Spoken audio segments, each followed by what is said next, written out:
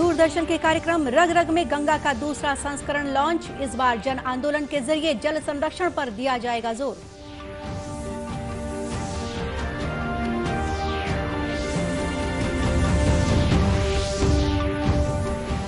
राष्ट्र आज पूर्व प्रधानमंत्री अटल बिहारी वाजपेयी को उनकी तीसरी पुण्यतिथि पर श्रद्धांजलि अर्पित कर रहा है।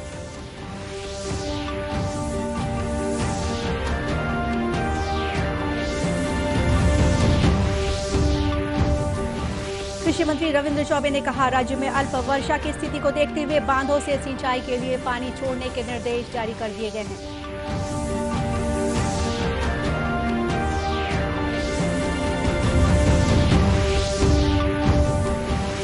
और सावन महीने के अंतिम सोमवार में आज शिव मंदिरों में उमड़ी भक्तों की भीड़।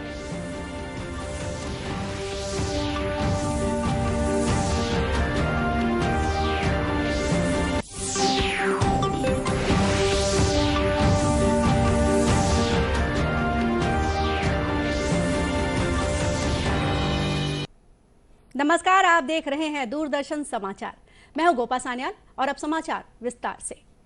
सूचना और प्रसारण मंत्री अनुराग ठाकुर, जल शक्ति मंत्री गजेंद्र सिंह शेखावत और जल शक्ति राज्य मंत्री प्रहलाद सिंह पटेल ने आज रग रग में गंगा कार्यक्रम के सीजन 2 का शुभारंभ किया। इसका पहला एपिसोड इस महीने की 21 तारीख से दूरदर्शन पर प्रसारित किया जाएगा।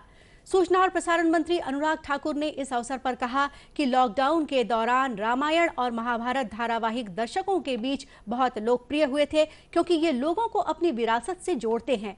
उन्होंने कहा कि रग रग में गंगा सीजन 1 को भी बड़ी संख्या में दर्शकों ने देखा। सूचना और प्रसारण मंत्री ने कहा कि कार्यक्रमों की विषय वस्तु सही होनी चाहिए, ताकि दूरदर्शन अधिक से अधिक दर्शकों को आकर्षित कर सके।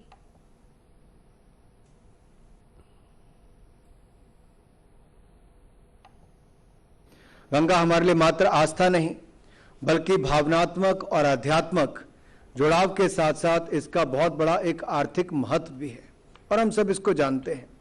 जैसा कि माननीय प्रधानमंत्री जी ने कई बार कहा, और मैं इसको दोहराना चाहूँगा कि गंगा नदी न केवल सांस्कृतिक और आध्यात्मिक रूप से हमारे लिए महत्वपूर्ण है, बल्कि ये देश की 40% से अधिक आबादी के लिए सिंचाई के लिए और घरों में जो पीने के पानी की आपूर्ति है, जल आपूर्ति है, उसका भी अहम स्रोत है। गंगा नदी हमारी संस्कृति विरासत की पहचान है, और लिहाजा गंगा की स्वच्छता न केवल आकांक्षा है, बल्कि हम सबको प्राथमिकता के साथ एक आर्थिक एजेंडा के रूप में भी इसको देखना चाहिए। गौरतलब है कि यह कार्यक्रम दूरदर्शन पर हर शनिवार और रविवार को रात 8:30 पर प्रसारित होगा।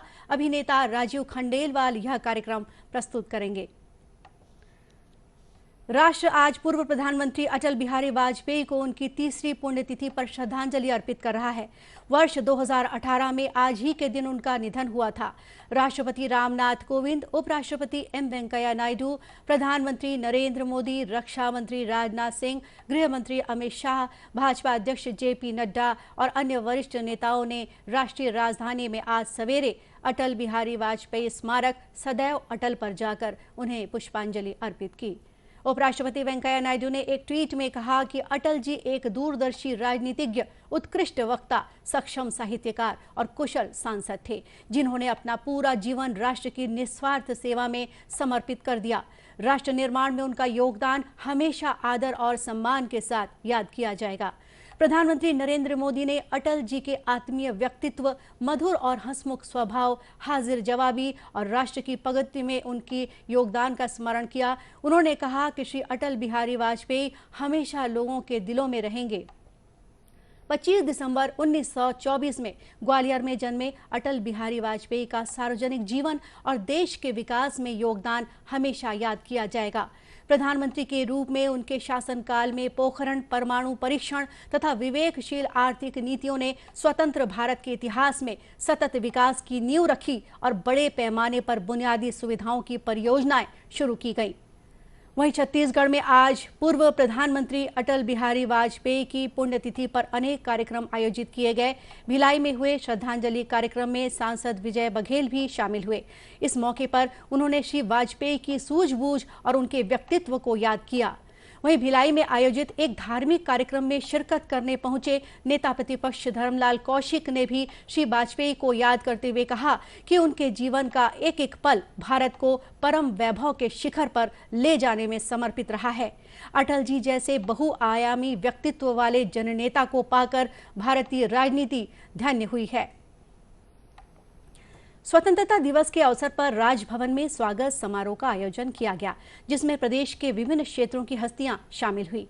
राज्यपाल अनुसुईया उइके ने सभी को स्वतंत्रता दिवस की शुभकामनाएं दी। राज्यपाल को मुख्यमंत्री भूपेश बघेल ने भी पुष्पगुच्छ भेंट कर स्वतंत्रता दिवस की हार्दिक बधाई और शुभकामनाएं दी। समारोह में स्कूल शिक्षा मंत्री डॉक्टर प्रेम साय सिंह टेकाम, नेता प्रतिपक्ष धर्मलाल कौशिक, पूर्व मुख्यमंत्री डॉक्टर रमन सिंह, सांसद सुनील सोनी के अलावा रायपुर के विधायक, विभिन्न निगम मंडलों के अध्यक्ष और सदस्य, मुख्य सचिव, विभिन्न विश्वविद्यालयों के कुलपति, एम्स रायपुर के निदेशक डॉक्टर नितिन नागरकर के साथ ही प्रजापिता ब्रह्म कुमारी विश्वविद्यालय की कमला बहन उपस्थित थी। राष्ट्रव्यापी टीकाकरण अभियान के तहत अब तक देश में 54 करोड़ 58 लाख से अधिक कोविड रोधी टीके लगाए जा चुके हैं। स्वास्थ्य मंत्रालय ने कहा है कि पिछले 24 घंटों के दौरान 17,43,000 से अधिक लोगों ने टीकाकरण कराया है। कोविड से रिकवरी दर अब 97.48% है। कल लगभग 36,000 रोगी संक्रमण से ठीक हुए। अब तक 3 करोड़ 14 लाख से अधिक लोग कोविड से स्वस्थ हो चुके हैं। पिछले 24 घंटों में 32,937 से अधिक नए मामले सामने आए हैं और 417 रोगियों की मौत हुई। इधर छत्तीसगढ़ में 15 अगस्त को 17,530 लोगों की कोविड जांच की गई, जिसमें से केवल 49 मरीज पॉजिटिव पाए गए। प्रदेश में कोरोना की औसत पॉजिटिविटी दर 0.2% पहुंच गई है। प्रदेश में कोविड रोधी टीकाकरण भी जारी है। कल तक की स्थिति में प्रदेश में 1,33,97,000 से अधिक लोगों को कोविड की वैक्सीन दी जा चुकी है। भारत सरकार द्वारा कैशलेस लेन देन को बढ़ावा देने के मकसद से शुरू की गई डिजिटल इंडिया मुहिम का छत्तीसगढ़ में भी सकारात्मक परिणाम देखने को मिल रहा है। लोग अब नकद भुगतान के बजाय डिजिटल भुगतान प्रणाली को अपनाने लगे हैं। इससे न सिर्फ आम लोगों को फायदा हो रहा है, बल्कि छोटे कारोबारियों के लिए भी यह लाभकारी साबित हो रही है। भुगतान के लिए लोग मोबाइल ऐप, स्वाइप मशीन आदि माध्यमों का सहारा ले रहे हैं। इससे कारोबारियों को अपना व्यवसाय सुचारू रूप से चलाने में मदद मिल रही है। इसके साथ ही पेट्रोल पंप में भी लोग डिजिटल भुगतान करते हुए देखे जा सकते हैं। लोगों का कहना है कि उनके लिए डिजिटली तरीके से भुगतान करना बहुत आसान है। इसके साथ ही उन्होंने हाल ही में प्रधानमंत्री द्वारा लॉन्च किए गए ई-रूपी योजना का भी स्वागत किया।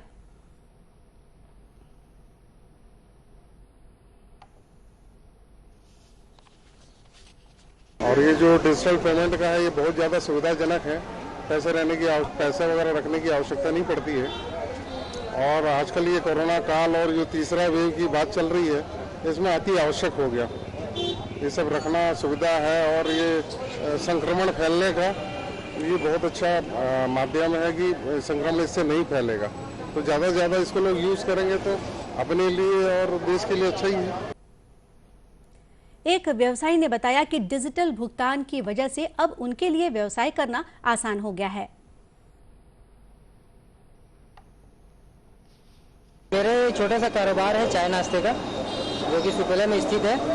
और डिजिटल पेमेंट से आजकल कस्टमर के साथ हमें बहुत सुविधा हो गई है। ज़्यादा इधर उधर ध्यान नहीं देना पड़ता है।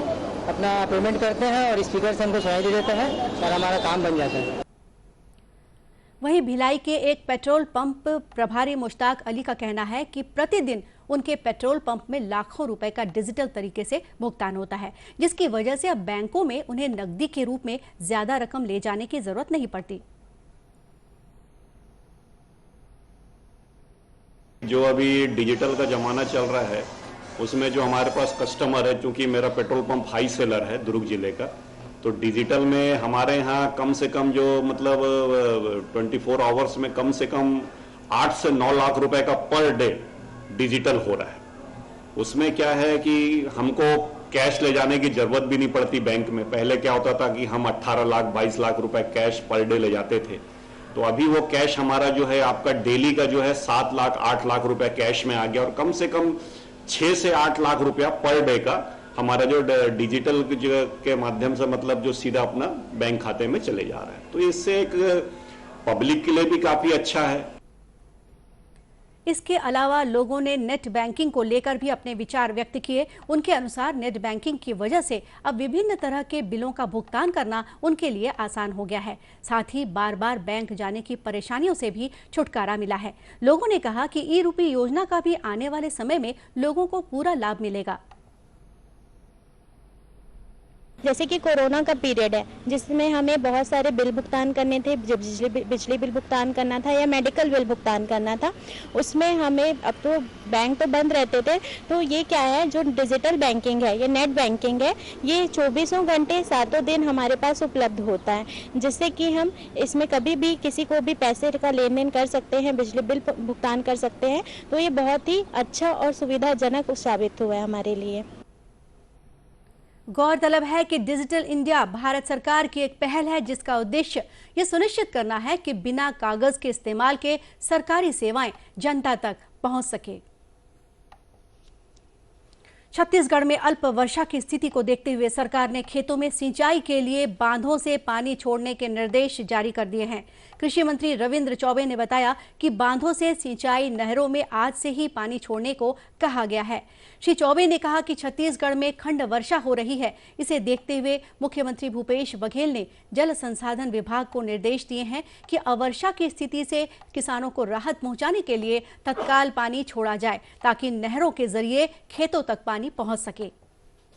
आदरणीय मुख्यमंत्री जी ने निर्देश दिए, अभी मानसून का पूरा वक्त बचा है, वर्षा होगी, हमको सबसे पहले किसानों के फसल बचाने की आवश्यकता है, इसलिए तत्काल किसानों के खेतों में पानी पहुंचाने के लिए बांधों से बर्तनों से पानी छोड़ दिया जाए। उसी के परिप्रेक्ष्य में आज सिंचाई विभाग के सभी उच्च अधिकारियों के साथ हमने बैठक लिया है। आज ही निर्देश जारी किया गया कि जितना पानी अभी बांधों में है, किसानों की फसल बचाने के लिए तत्काल आज से ही पानी खेतों के लिए सिंचाई के लिए छोड़ दिया जाए।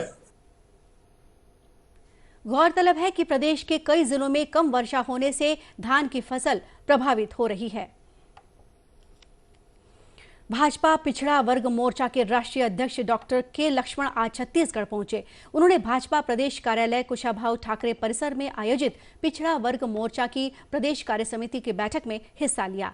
बाद में पत्रकारों से चर्चा करते हुए उन्होंने कहा कि प्रधानमंत्री नरेंद्र मोदी के नेतृत्व में पिछड़ा वर्ग की उन्नति के लिए बहुत से काम हो रहे हैं। केंद्रीय मंत्रिमंडल में भी पिछड़ा वर्ग के काफी लोगों को जगह दी गई है। उन्होंने कहा कि केंद्र सरकार सभी पिछड़ी जाति के हितों के बारे में सोच रही है। उन्होंने कहा कि ओबीसी जन मोर्चा गांव-गांव पहुंचेगा और शासन की नीतियों को जन जन तक पहुंचाएगा। साथ ही ओबीसी मोर्चा को मजबूत बनाने का भी काम करेगा।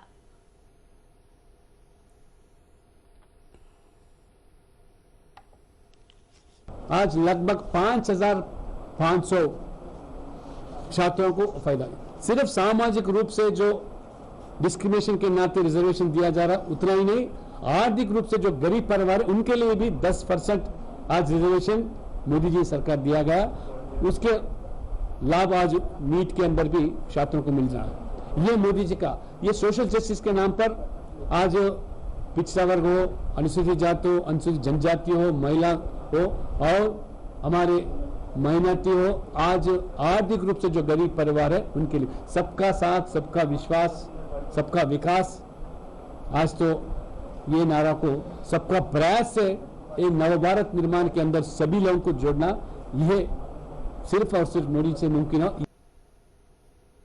श्री लक्ष्मण ने कहा कि छत्तीसगढ़ में बीजेपी की सरकार बनाने में पिछड़े वर्ग का सहयोग लिया जाएगा। यदि राज्य में भाजपा की सरकार आती है तो पिछड़ा वर्ग को आरक्षण देने के प्रतिशत में भी वृद्धि की जाएगी।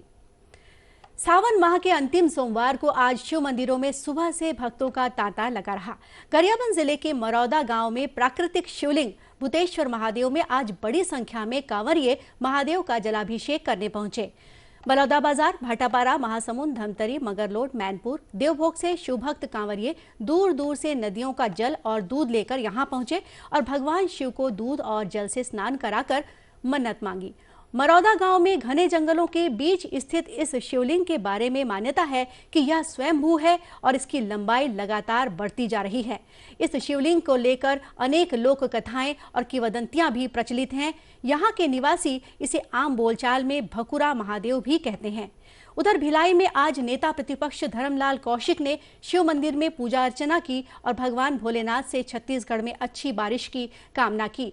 उन्होंने पत्रकारों से चर्चा करते हुए बताया कि राज्य सरकार द्वारा बिजली दर में की गई बढ़ोतरी के खिलाफ भाजपा कल पूरे राज्य में धरना प्रदर्शन करेगी। अंत में मुख्य समाचार एक बार फिर।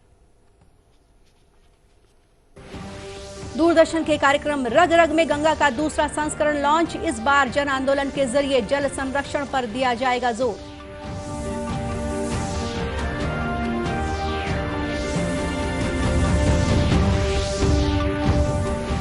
राष्ट्र आज पूर्व प्रधानमंत्री अटल बिहारी वाजपेयी को उनकी तीसरी पुण्यतिथि पर श्रद्धांजलि अर्पित कर रहा है।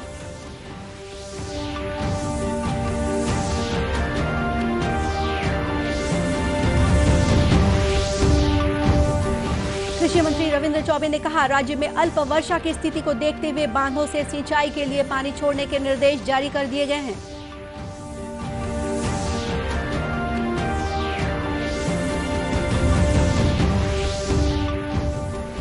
और सावन महीने के अंतिम सोमवार में आज शिव मंदिरों में उमड़ी भक्तों की भीड़। और इसी के साथ ये समाचार बुलेटिन यही समाप्त हुआ। नमस्कार।